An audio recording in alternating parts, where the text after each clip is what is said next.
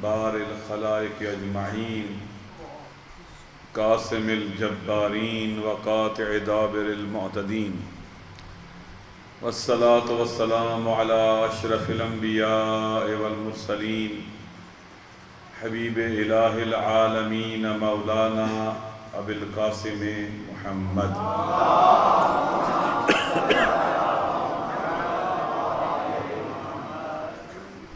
وعلی آلہ طیبین الطاہرین المعصومین المظلومین لا سیما بقیت اللہ فی العالمین۔ امام زمانہ پہ درود بھیجیں۔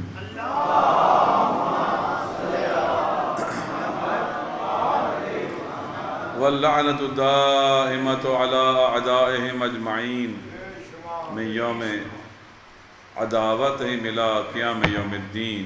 اما بعد فقد قال الحکیم فی کتاب المتین واصدق القائلین اعوذ باللہ من الشیطان الرجیم بسم اللہ الرحمن الرحیم الذین قالوا ربنا اللہ ثم استقاموا تتنزل علیہم الملائکہ الا تخافوا ولا تحزنوا وابشروا بالجنة التي كنتم توعدون۔ صدق اللہ العلی العظیم۔ السلام علیکم ورحمۃ اللہ وبرکاتہ۔ خداوند متعال کی بارگاہ میں دعا ہے خالق کائنات ہماری اس مجلس کو اپنی عبادت قرار دے، اسے اپنے قرب کا وسیلہ بنا دے۔ وہ قادر مطلق اور فیاض مطلق ہے، اس کی بارگاہ میں دعا ہے کہ وہ زباں پر ایسے لفظ لانے کی توفیق بخشے جس میں اس کی رضا اور خوشنودی اور امام زمانہ کی تائید شامل ہو۔ درود پڑھیں محمد و آل محمد پر۔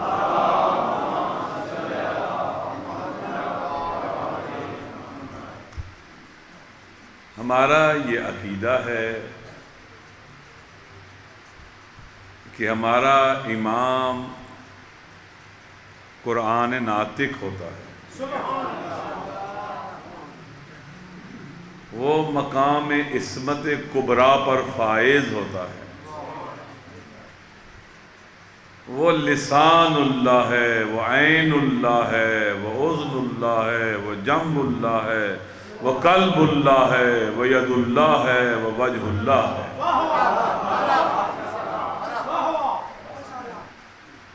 وہ وارث ہے اس کا جس کے بارے میں قرآن کہتا ہے وَمَا يَنْطِقُ عَنِ الْهَوَىٰ إِنْ هُوَ إِلَّا وَحْيٌ يُوحَىٰ۔ وہ جان رسول ہے، وہ نفس رسول ہے، جس کے بارے میں رسول نے کہا یا علی انت منی وانا منکا، علی تو مجھ سے اور میں تجھ سے۔ وہ باب مدینۃ العلم ہے، باب مدینہ علم نبوت ہے، باب مدینہ علم رسالت ہے۔ دوستو ایسے امام ہیں ہمارے، ان کا فرمان قیامت تک کے لیے حجت ہے ہمارے لیے۔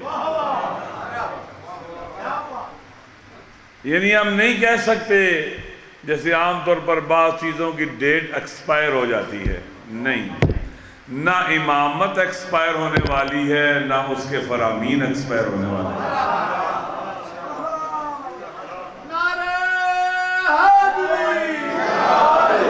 یعنی ارشاد معصوم ہے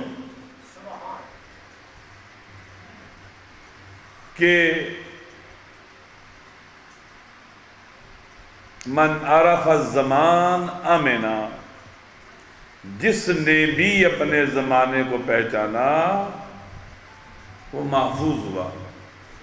مثلا سردیوں کا موسم اگر پتہ چل جائے تو سردیوں سے بچ جاتا ہے، انسان تیاری کر لیتا ہے، ٹھیک ہے۔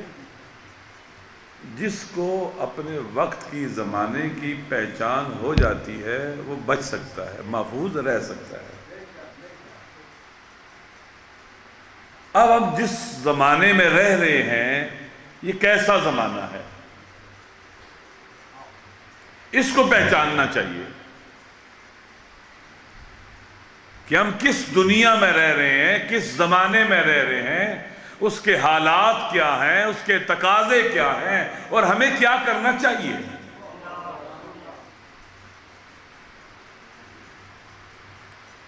یہ جاننا بہت ضروری ہے. اگر ہم اس سے واقف نہیں ہوں گے، حوادث اور فتنے اچانک ہمارے سامنے آئیں گے اور ہمارا بہت نقصان ہو جائے گا. جس زمانے میں ہم رہ رہے ہیں، جیسے میں نے کل چکوال میں بھی کہا تھا، یہاں جو ہم بیٹھے ہوئے ہیں، ان بیٹھے ہوئے لوگوں کو مختلف زاویہ نگاہ سے دیکھا جا سکتا ہے. مثلا حسب اور نسب کے حوالے سے دیکھ سکتے ہیں، بعض سید ہیں اور بعض غیر سید ہیں، یہی لوگ. یہ بھی دیکھ سکتے ہیں بعض 50 سال سے اوپر ہے اور بعض 50 سال سے سن اور ایج کے اعتبار سے دیکھ سکتے ہیں. بعض کے بارے میں کہہ سکتے ہیں کہ ان کی داڑھی سفید ہے اور بعض کی داڑھی سفید، کئی طرح سے ان کو دیکھا جا سکتا ہے. بعض یہاں کے ہیں اور بعض باہر سے آئے ہیں. اسی طرح سے اس دنیا کو جس میں ہم رہ رہے ہیں مختلف زاویہ نگاہ سے دیکھا جا سکتا ہے. ایک زاویہ نگاہ یہ ہے کہ ہم جس زمانے میں رہ رہے ہیں یہ غیبت کبریٰ امام زمانہ کا دور ہے یا نہیں ہے؟ یہ کون سا دور ہے؟ غیبت کبریٰ کا دور ہے. امام تشریف لائے تھے، بنو عباس نے حالات اس طرح سے پیدا کر دیے کہ امام کو پردائے غیبت میں جانا پڑا. جس طرح حضرت عیسیٰ کے لیے حالات ایسے پیدا کر دیے گئے، انہیں سولی چڑھایا جا رہا تھا، اللہ انہیں آسمانوں میں لے گیا. خدا انہیں آسمانوں میں لے گیا. 12ویں امام کے لیے بھی حالات ایسے ہی بنا دیے گئے تھے. حکومت کی گرفت بہت سخت تھی، کنٹرول سخت تھا، لوگ ڈر گئے تھے، سہم گئے تھے، چھپ گئے تھے، امام کا ساتھ دینے کے لیے تیار نہیں تھے. جیسے لوگ عیسیٰ کا ساتھ دینے کے لیے تیار نہیں تھے اور رسول ہی چڑھ رہا تھا، اللہ نے اس کو اٹھا لیا. ایسے ہی لوگ 12ویں امام کا ساتھ دینے کے لیے تیار نہیں تھے، ٹکڑوں میں بٹے ہوئے تھے، نفسا نفسی کا عالم تھا، دنیا کی محبت کا شکار اور اسیر تھے، کمزور ہو گئے تھے، ڈرتے تھے، سہمے ہوئے تھے. 1000 قسم کی سوچیں انہیں لاحق تھیں، وہ تیار ہی نہیں تھے امام کا ساتھ دینے کے لیے. لہذا امام آ کے پردہ غیبت میں گئے ہیں، ذہن میں رکھ لیں. امام آئے اور پردہ غیبت میں چلے گئے. غیبت صغریٰ اور پھر غیبت کبریٰ، اور یہ دور غیبت کبریٰ کا ہے. اس غیبت کبریٰ کے دور میں ہماری ذمہ داری کیا ٹھہری؟ افضل الاعمال انتظار الفرج، یا افضل العبادت انتظار الفرج. سب سے بافضیلت عبادت کیا ہے؟ سب سے بافضیلت عمل کیا ہے؟ 12ویں امام کا انتظار. انتظار یعنی تیاری، انتظار یعنی آمادگی، انتظار یعنی لوگوں کو، معاشرے کو تیار کرنا اور خود تیار ہونا. امام کا ساتھ دینے کی تیاری، یہ انتظار ہے. امام کو یاد کرنا، ان کی جدائی کے درد کو محسوس کرنا، ان کے فراق کے درد کو محسوس کرنا. شب و روز ہماری محفلوں میں ان کا ذکر ہونا، ہماری امام بارگاہ ہو تو ان کے لیے، مسجد ہو تو ظہور کے لیے، دوستی ہو تو ظہور کے لیے، دشمنی ہو تو ظہور کے لیے، گھر بنے تو ظہور کے لیے، اولاد چاہیے تو ظہور امام کے لیے۔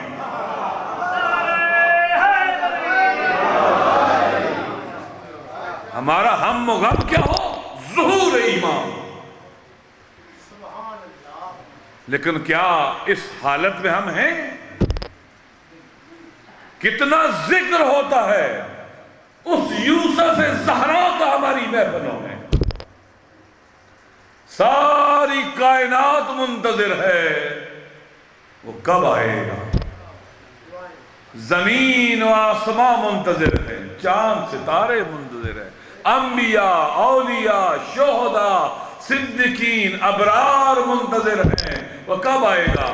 زمین انتظار کر رہی ہے کب وہ امین اللہ آئے اور میں اپنے سارے خزانے اس کے حوالے کر دوں۔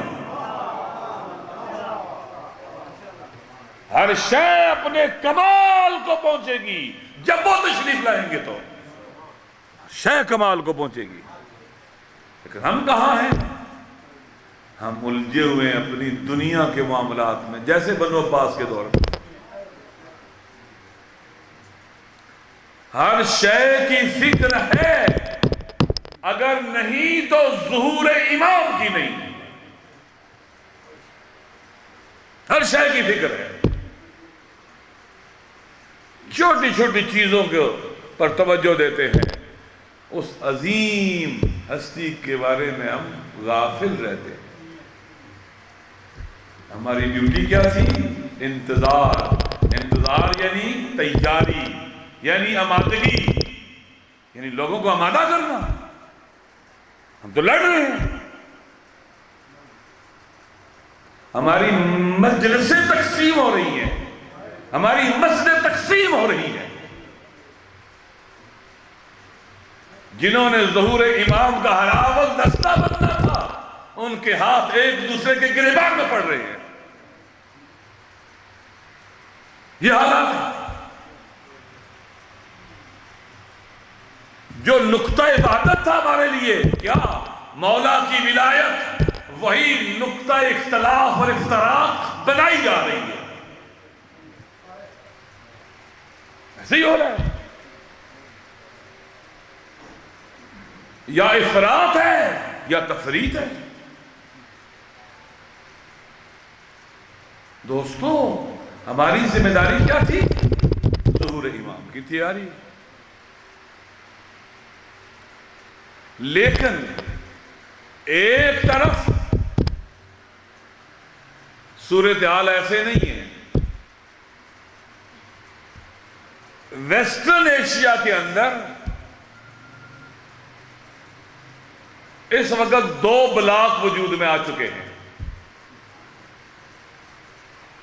ایک ظہور امام کے حامیوں کا بلاک اور ایک ظہور امام کے دشمنوں کا بلاک۔ ظہور امام کے حامیوں کا بلاک، جب انقلاب آیا تو امام خمینی نے کیا کہا تھا؟ قدس سرہ، ہماری 1000 جانیں فدا ہوں امام خمینی پر۔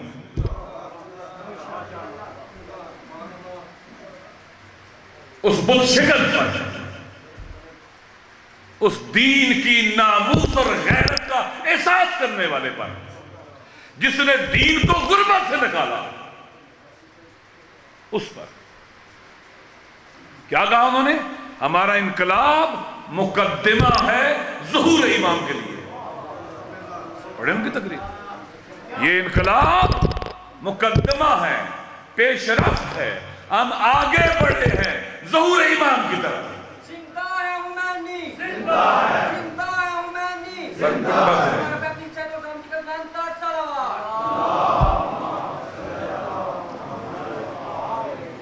نعرہ حیدری لگایا کریں، درود پڑھیں محمد والے محمد والے۔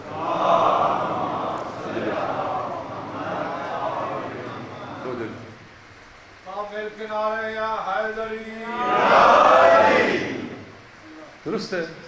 انہوں نے کیا کہا؟ یہ انقلاب مقدمہ ہے، پیش رفت ہے ظہور امام کی طرف۔ دنیا مل کے ٹوٹ پڑی، اس آواز کو دبا دیا جائے،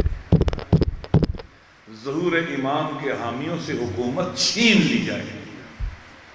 1100-1200 سال ہم گلی کوچوں میں دھکے کھاتے رہے، سرگرداں رہے۔ خمینی بت شکن کا کارنامہ کیا تھا؟ اس اللہ کے ولی نے اتنی ریاضت کی کہ اللہ کا عبد صالح بنا، اور ایران کی زمین کی ولایت اللہ نے اس کے حوالے کر دی۔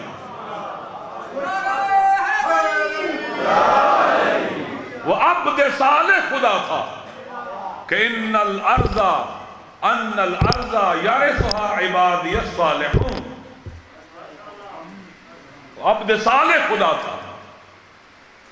اور 1200 سال سے یا 1100 سال سے کچھ عرصہ زیادہ دور دیکھ لے کہ امام کے ظہور کے حامیوں کے پاس ایک حکومت آئی۔ ہم آئسولیشن سے نکلے، اور حکومت بھی کس کی؟ ایک فقیہ عادل کی، ایک غیرت مند سید فقیہ کی، بیوی کے بیٹے کی، شہزادی کے غیرت مند بیٹے کی، بہادر بیٹے کی۔ ایک جملہ ہے، بور تو نہیں ہو رہے نا؟ ان کا ایک جملہ ہے، پوری دنیا کے فرعونوں کو مخاطب کر کے کہتے ہیں، اگر کیونکہ وہ کہتے ہیں ہمارے انقلاب سے تمہاری دنیا کو ڈر ہے نا، خطرہ ہے نا، تھریٹ ہے نا، تو کہتے ہیں اگر تم اپنی دنیا کی خاطر سب مل کر ہمارے مقابلے میں آ گئے تو ہم بھی اپنے دین کی خاطر تمہاری ساری دنیا کے مقابلے میں اکیلا بھی رہ گیا تو خون کے آخری قطرے تک ڈٹا رہوں گا۔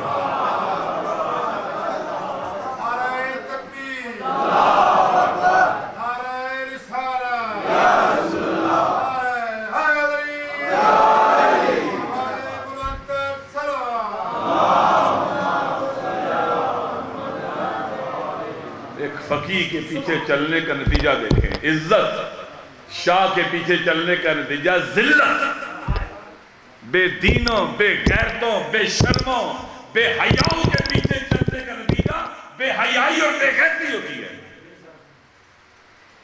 اور اس سید فقیہ کے پیچھے چلنے کا نتیجہ دینداری ہے، شرافت ہے، عزت ہے، غیرت ہے، حمیت آ جاتی ہے، ذہنیت آتی ہے۔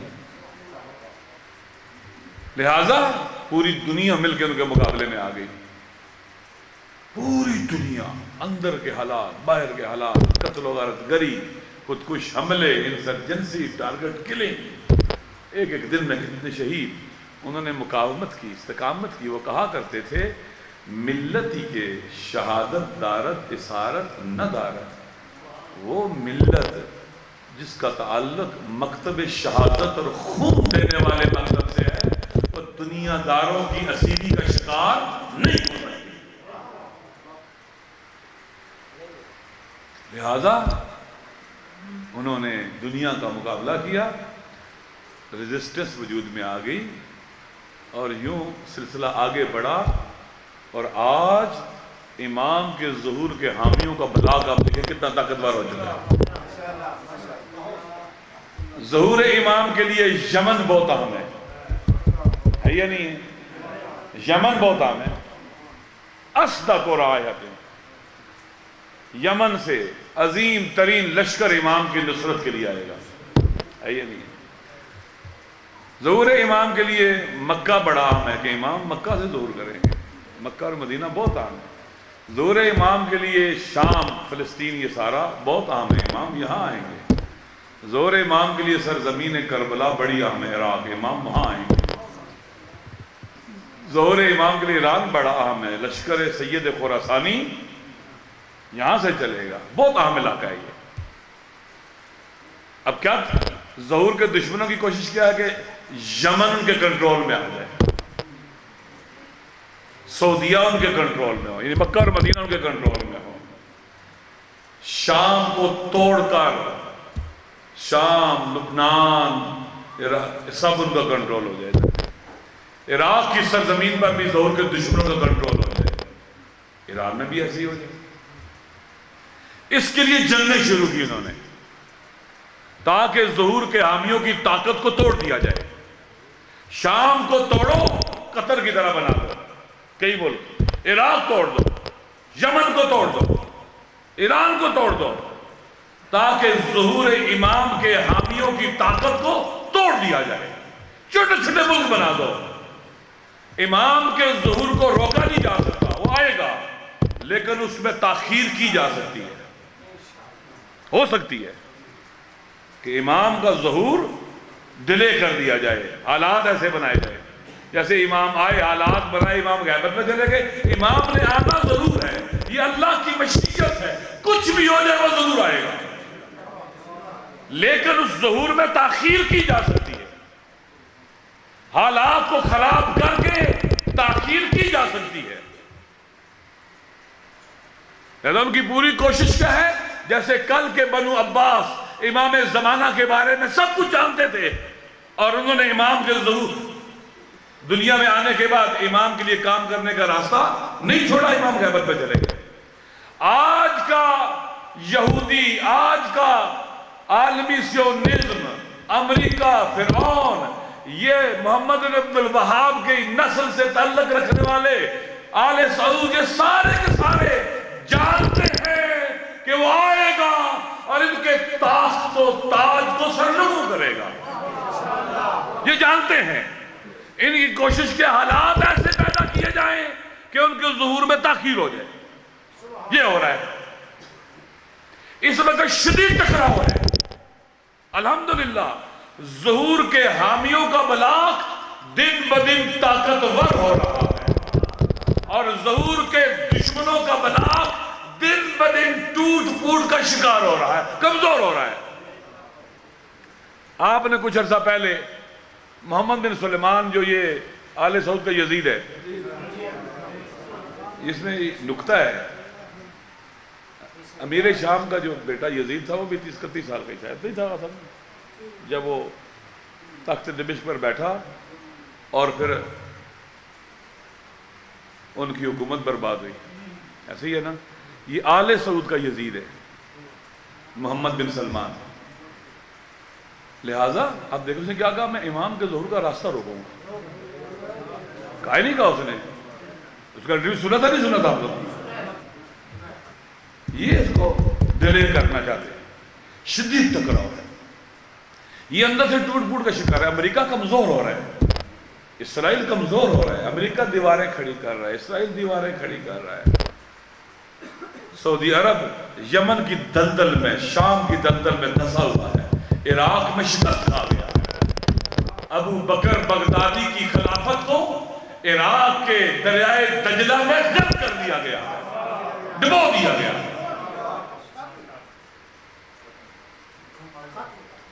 انہوں نے، کربلائیوں نے، آپ تاریخ پڑھو، جتنے ہم آج طاقتور ہیں اتنے کبھی طاقتور، اور سلام کیا کرو امام خمینی کو۔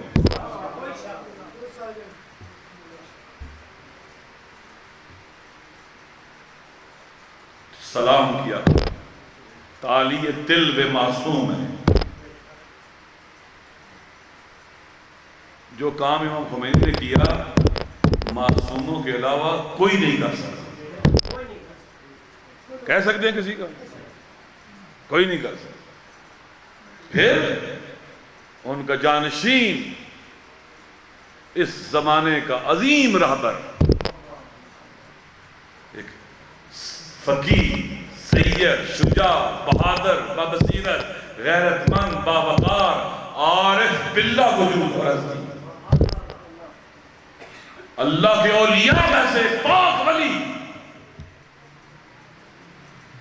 مجھے اللہ توفیق دیتا ہے ہر سال آغا سید حسن رسول اللہ سے ملنے کی، کم از کم میں ایک رات ان کے پاس ہوتا ہوں ہر سال۔ شکر خدا ہے، میرا دوست بھی ہے، میرا کلاس فیلو بھی ہے، ٹھیک۔ میں جب بھی ان سے مل گیا تو نا میری محبت اور عشق اور ولا آیت اللہ خامنہئی کے بارے میں بڑھ جاتی ہے، یقین کر لیں۔ جب بھی مل گیا تو مجھے کہنے لگے، ایک واقعہ سنا دوں، پتہ نہیں آپ درود پڑھ لیں محمد والے محمد۔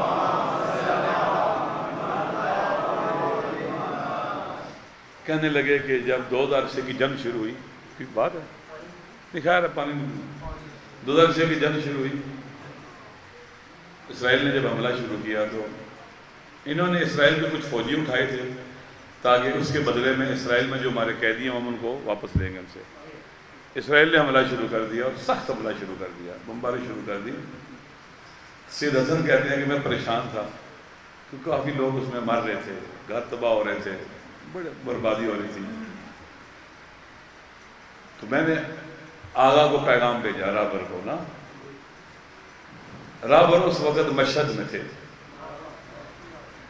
جو ان کا پیغام لے کے گیا مشہد میں، رابر مشہد میں تھے، مولا امام رضا کے حرم میں تھے، اور ایران کا صدر احمدی نژاد بھی ان کے پاس تھا، چیف جسٹس بھی ساتھ تھا اور پارلیمنٹ کا سپیکر بھی ساتھ تھا۔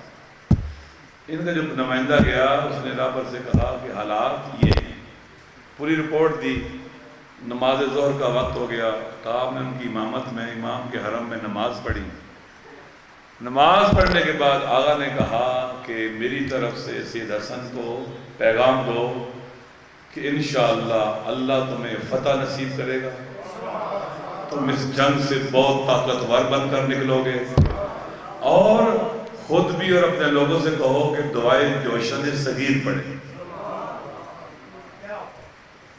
ٹھیک ہے، آیت اللہ بہجت نے یہ دعا بھیجی،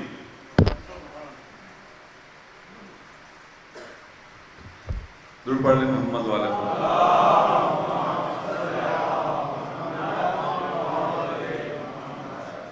مجھے بھول گئی ہے، درود پڑھ لیں محمد والے۔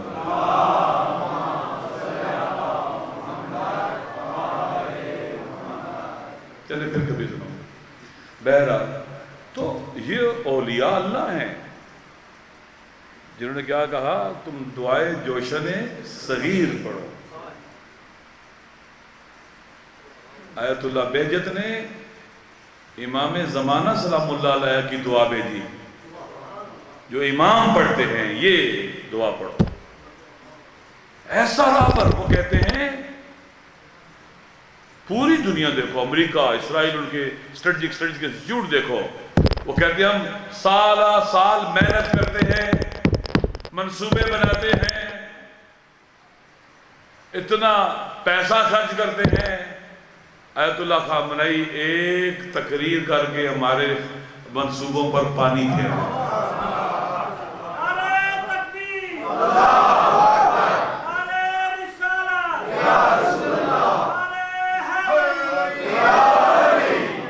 وہ دیکھیں ان کے ہر منصوبے کو ناکام۔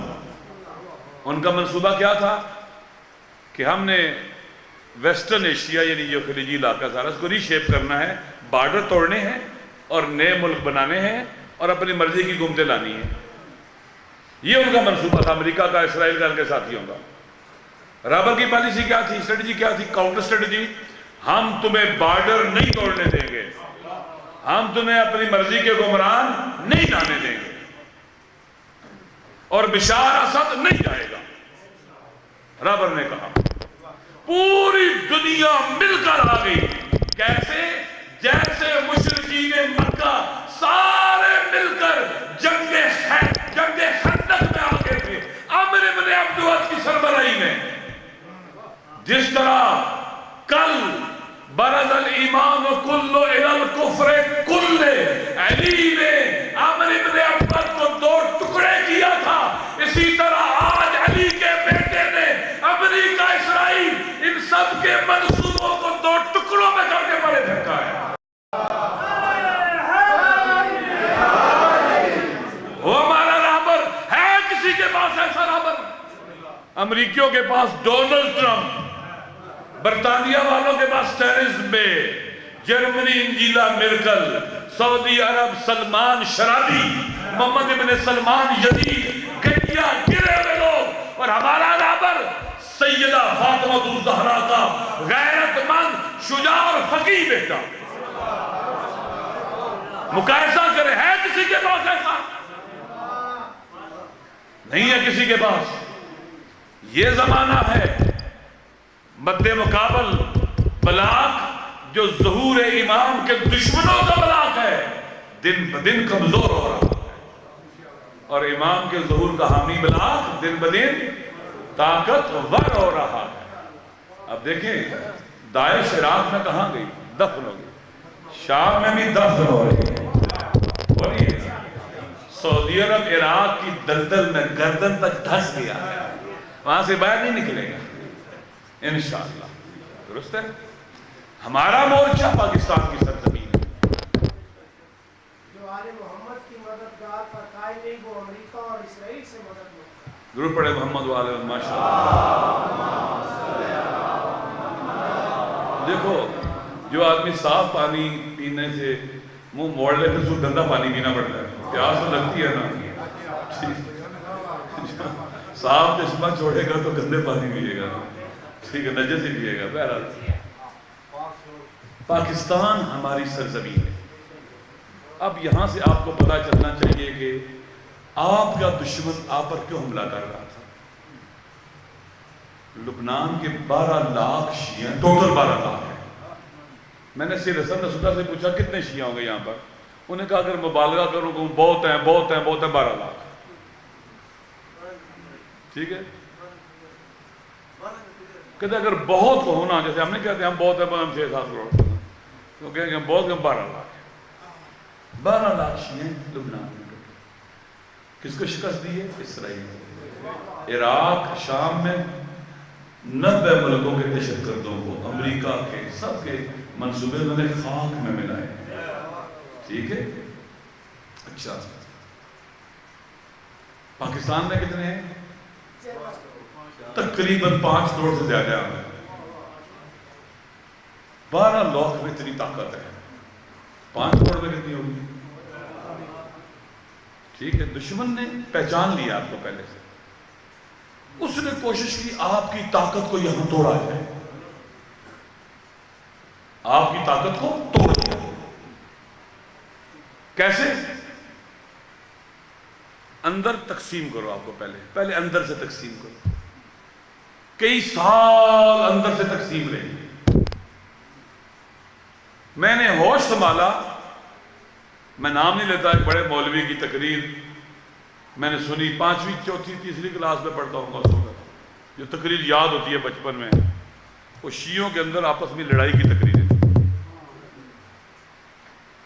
کچھ کو مقصر کہا جا رہا تھا، کچھ کو غالی کہا جا رہا تھا، ایک لڑائی تھی۔ پہلے اندر لڑتے رہے، شہید قائد آ گئے، کسی حد تک قریب ہونا شروع ہو گئے، ان کو مار دیا گیا۔ اندر نان ایشوز، ایک کمانڈ اینڈ کنٹرول سینٹر ہے جہاں بیٹھ کر آپ کو اندر سے توڑنے کے منصوبے بنائے جاتے ہیں۔ کام ہو رہا ہے وہاں پر، ہمارا دشمن یہ کام کر رہا ہے۔ ہاں بھی شیعہ، ہم بھی شیعہ ہیں۔ کتنے ایسے مسائل ابھی مطرح کیے جا رہے ہیں، ابھی جو کبھی تھے ہی نہیں ہمارے اندر، ابھی اٹھائے جا رہے ہیں، تھے ہی نہیں ہمارے اندر۔ اندر سے کھوکھلا کرو، اور باہر سے تکفیر پہلے شروع ہوئی، ہم اندر الجھے رہے، آپس میں ٹکراتے رہے۔ باہر سے شروع سپاہی صحابہ بنائی گئی ہمارے خلاف، تکفیر کرو، ان کو کافر بناؤ، ان کو قادیانیوں کی طرح بنا دو تاکہ لوگ ان سے نفرت کریں، ان کو سوسائٹی میں ایسولیٹ کر دو، تنہا کر دو، انہیں کمزور بناؤ، ان کی سیاسی طاقت، ان کی اجتماعی طاقت ختم کرو، انہیں ڈرا دو، خوفزدہ کر دو، انہیں گھروں میں بند کر دو۔ یہ 5 کروڑ بہت زیادہ ہیں۔ مجھے خود سید حسن نصراللہ نے کہا ہم چٹکی بھر شیعہ ہیں، چٹکی بھر، اصل آپ کو جس دن آپ کو گے پوری دنیا بدلنا شروع ہو جائے گی۔ دوسرا جملہ سنو اس کا، اس نے کہا ہم پوری دنیا کے جو شیعہ ہیں ان کے بارے میں پڑھتے ہیں، لکھتے ہیں، مطلب افغانی شیعوں کی کیا خصوصیات ہیں، فلاں فلاں. پورے عالم تشیع میں سب سے زیادہ پوٹینشل اور صلاحیت اور استعداد رکھنے والے اور آل محمد سے ولا رکھنے والے پاکستان کی شیعہ ہیں.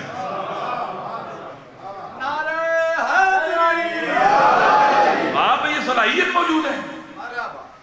آپ دشمن کو، اب پاکستان میں اگر آپ کو نہ توڑا جائے، آپ طاقتور ہوں تو بہت سے پاکستان میں منصوبے ناکام ہو سکتے ہیں. آپ امریکہ کو اٹھا کر بحر ہند میں غرق کر سکتے ہو. اگر 12 لاکھ شیعہ نام سے امریکہ کو نکال سکتے ہیں، فرانس کو نکال سکتے ہیں، اسرائیل کو نکال سکتے ہیں، کیا آپ 5 کروڑ شیعہ تکفیریت کو، امریکہ کے ایجنٹوں کو، اسرائیل کے نوکروں کو اٹھا کر بحر ہند میں غرق نہیں کر سکتے؟ اگر ہم طاقتوروں میں تکفیر نہیں ہوگی، نامنی نہیں ہوگی، دہشت گردی نہیں ہوگی، پاکستان ایک ساورن کنٹری بنے گا، طاقتور ملک بنے گا، باوقار ملک بنے گا، پیش رفتہ ملک بنے گا. آپ میں یہ صلاحیت و طاقت ہے. لہذا یہ پاکستان ہمارا مورچہ ہے. ہم نے یہاں کام کرنا ہے اور دشمن کو شکست دینی ہے. ہم کہتے ہیں مولا حسین جیت گیا، یزید ہار گیا.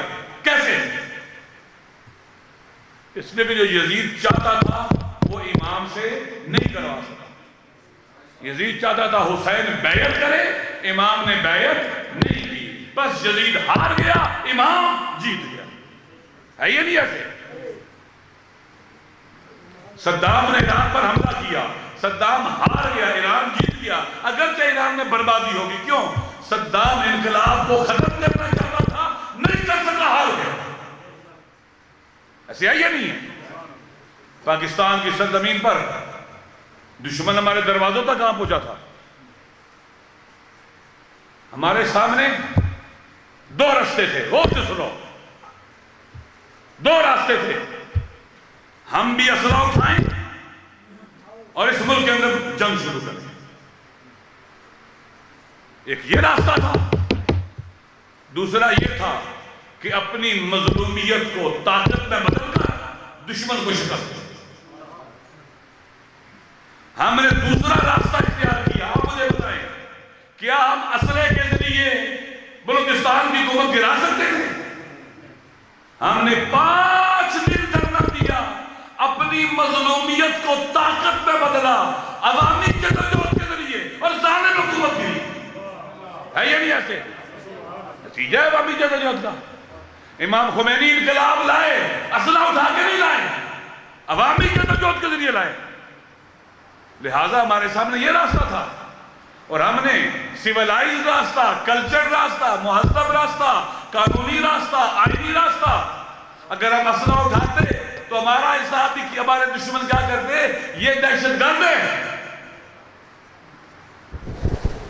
ہم نے دشمن کو، تکفیریت کو، ہمیں وہ تنہا کرنا چاہتے تھے، ہم نے انہیں تنہا کیا. پاکستان وہ ہمیں ڈرانا چاہتے تھے، ہم نہیں ڈرے.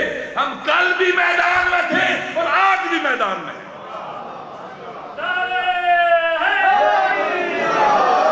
ہم بزدل نہیں ہیں، ہم بہادر ہیں، شجاع ہیں. ہمارے ٹکڑے ٹکڑے کر کے کیما کیا جا سکتا ہے، ہمیں ڈرایا نہیں جا سکتا، ہمیں کوئی نہیں ڈرا سکتا. کسی یزید میں تو جرأت نہیں ہمیں ڈرایا. ہمارا امام بزدل نہیں ہے، بھاگنے والا نہیں ہے، غاروں میں چھپنے والا نہیں ہے. ہمارا امام اسد اللہ الغالب، غالب علی کل غالب ہے.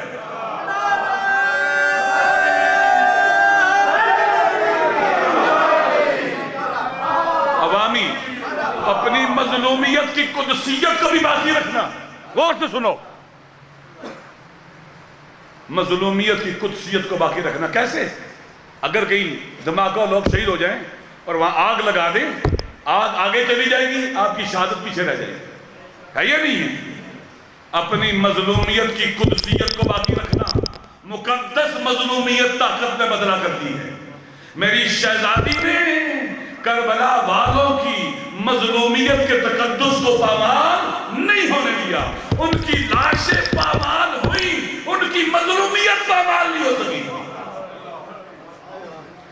مظلومیت کو کیسے طاقت میں بدلا جاتا ہے یہ ثانی زہرا نے ہمیں سکھایا ہے، اس شہزادی نے سکھایا ہے۔ مظلومیت کو طاقت میں بدلنا اپنی عوامی جدوجہد کے ذریعے، احتجاج کے ذریعے، دھرنوں کے ذریعے، لانگ مارچ کے ذریعے، بھوک ہڑتال کے ذریعے اپنے حقوق کی آواز اٹھانا، اپنے دشمنوں کا مقابلہ کرنا۔ اس میں کیا ہوتا ہے؟ پھر سارے لوگ آپ کے ساتھ شامل ہوتے ہیں، سیاسی پارٹیاں آپ کے ساتھ، مذہبی طبقات آپ کے ساتھ، مسلم اور نان مسلم ساتھ کھڑا ہوتا ہے۔ اسلحہ اٹھا کے کوئی ساتھ نہیں کھڑا ہوگا، اکیلے رہو گے، دشمن گھیرے گا۔ کوئی یہ نہ کہے کہ حزب اللہ نے اسلحہ اٹھایا تھا، حزب اللہ نے اسرائیل کے ساتھ جنگ لڑی ہے، وہاں اسلحہ اٹھایا۔ حزب اللہ نے لبنان کے اندر داخلی جنگ میں کبھی اسلحہ اٹھایا ہی نہیں ہے، صرف اسرائیل کے خلاف۔ ان کے کسی اجتماع میں، مظاہرے میں کبھی آپ کو اسلحہ نظر نہیں آئے گا۔ کہتے ہیں اسلحہ وطن کے بیٹوں کے خلاف نہیں ہے، آپس میں لڑائی کے خلاف نہیں ہے، وہ اسرائیل کے خلاف ہے۔ ہم نے، آپ نے دیکھا جب پنڈی کا واقعہ ہوا کیسے ہمارا دشمن ہمارے سامنے آ گیا تھا۔ میں نے پہلے بھی عرض کیا ہے، جیسے مشرکین مکہ جنگ خندق میں آ گئے تھے، ہم نے ان کو شکست دی گئی، ان کی آرزوؤں کو خاک میں ملایا ہی نہیں ملایا۔ جو کہتے تھے کہ غداری کو معبود کریں گے، روٹ بدلیں گے، باہر نہیں نکلنے دیں گے۔ میں نے چودھری نثار سے ملاقات اس کو کہا تھا، چودھری صاحب یہ کسی تنظیم کا چینل نہیں ہے، یہ مولا حسین کا چینل ہے۔ یہ میں آپ کو بتا دوں، ہماری لاش سے کوئی گزر نہ اس کو روکے گا، ہم نہیں روکنے دیں گے، یہ ہماری زندگی اور موت کا مسئلہ ہے۔ یقین کر لیں، ادھر وہ بول رہا نہیں ایسا نہیں ہو سکتا، نکلے گا اسی راستے سے، نکلے گا، کیا بھی نہیں ہے۔ انشاءاللہ ایک دن آئے گا ہم یہاں ضرور پہنچیں گے، ضرور پہنچیں گے۔ 6 اگست کو شہید قائد کی برسی ہے، ملکی حالات بھی آپ کے سامنے، عام حالات ہیں، عام مرحلہ آ گیا ملک کے اندر۔ یہ 6 اگست شہید کی برسی کا دن انشاءاللہ ہماری طاقت کی تجلی کا دن ہوگا۔ ایک دن ہے، میں آپ کو دعوت دینے آیا ہوں، کیا ایک دن آپ اس عظیم کاز کے لیے دے سکتے ہیں؟ لبیک یا حسین، لبیک یا حسین، لبیک یا حسین۔ خود نہیں آنا، صرف بچے، خواتین سارے آئیں، ہر کوئی آئے، تاکہ دنیا و پاکستان والوں کو پتہ چلے، آپ کی طاقت کا پتہ چلے۔ انشاءاللہ آپ دیکھیں گے کہ 6 اگست شہید قائد کی شہادت کی مناسبت سے مہدی برحق کانفرنس، امام زمانہ کے ظہور کی زمینہ سازی کرنے والوں کا ایک عظیم اجتماع ہوگا انشاءاللہ۔ بہرحال وقت کافی گزر گیا، آغا صاحب تشریف لے آئے، میں اپنی گفتگو ختم کرتا ہوں۔ درود پڑھ لیں محمد والے محمد۔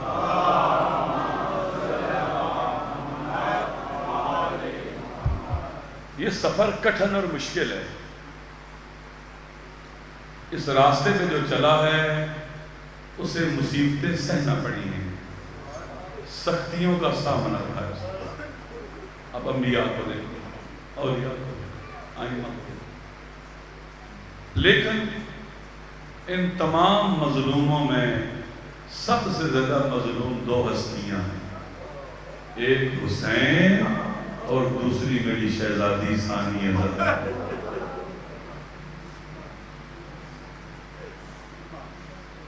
میں نے کمپیریٹیولی پڑھا ہے کہ کتب میں بھی ہے، اس سے پہلے وہ بات کروں، فقہ میں بھی ہے کہ جب کسی کی حالت اعتذار ہو تو اس کے سینے پر وزن نہیں ہونا چاہیے نا۔ اگر بٹن تنگ ہے تو سینے کے بٹن کھول دیں تاکہ اس کی روح آسانی سے ملے۔ رسول خدا کا آخری وقت ہے، علماء نے بیان کیا ہے کہ رسول خدا کے سینے پر حسین ہے۔ میری شہزادی نے دیکھا میرے بابا کا آخری وقت ہے نا، میرے بابا کے سینے پر بھوک نہ ہو، حسین کو اٹھا لیا اپنے نانا کے سینے سے۔ اللہ کے نبی نے آنکھیں کھول کے کہا، بیٹا میرے حسین کو میرے سینے پر اِنَّهُ ثَمْرَةُ فُؤَادِي وَقُرَّةُ عَيْنِي۔ یا رسول اللہ آپ کے آخری وقت ہے اور سینے پر حسین سیدہ کائنات کا آخری وقت ہے. اگرچہ پسلیاں ٹوٹی ہوئی ہیں، اگرچہ بازوں پر سیاہ نشان ہے، اگرچہ نو اپنا رہی صبت علیہ مصائب لونا صبت علی الایام سرنا لیالیا، لیکن دنیا سے مسلح عبادت تک گئی ہے نا. میری شہزادی علی نے غسل و کفن دیا، اگر تو جنازہ رات کو تھا دفن تو کیا نا نبی اور فاطمہ کو. مولا علی کا آخری وقت ہے.